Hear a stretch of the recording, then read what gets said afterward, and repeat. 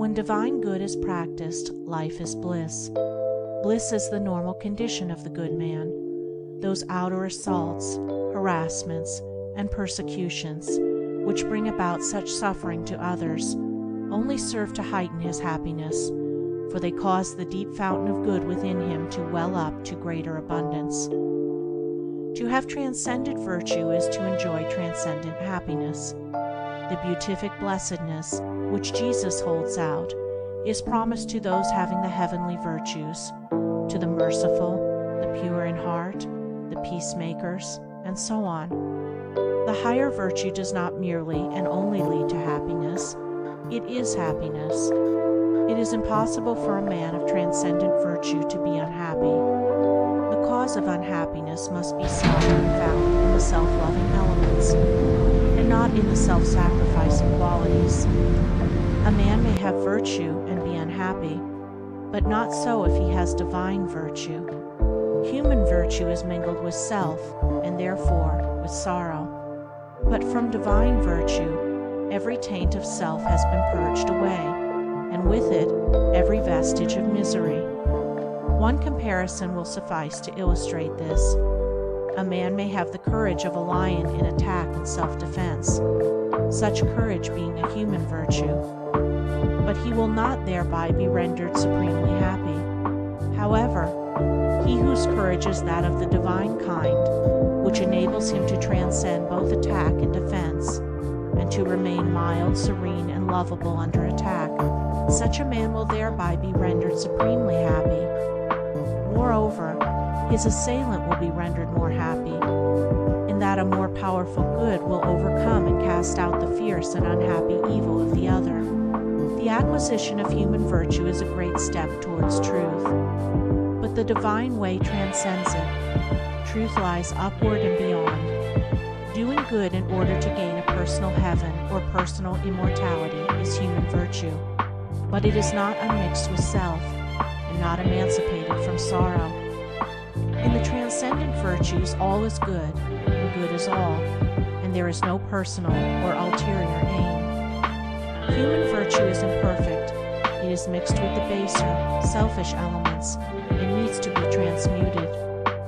Divine virtue is unblemished and pure, it is complete and perfect in itself. And what are the transcendent virtues that embody all happiness and joy?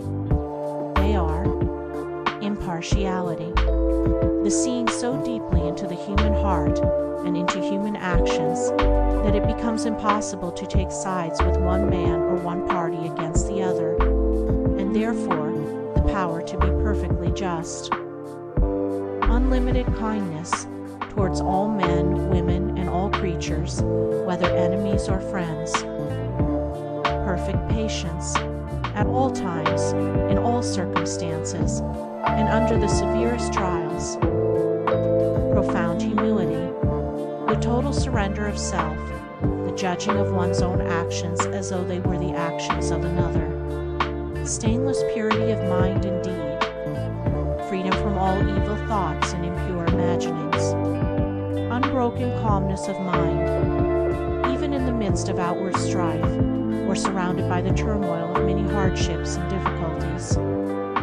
Abiding goodness, of heart, impervious to evil, returning good for evil. Compassion, deep pity for all creatures and beings in their sufferings, shielding the weak and helpless, and protecting, out of pity, even one's enemies from injury and slander. Abounding love towards all living things, rejoicing with the happy and successful, and sympathizing with the sorrowing and defeated. Perfect peace toward all things, being at peace with all the world, a profound reconciliation to the divine order of the universe.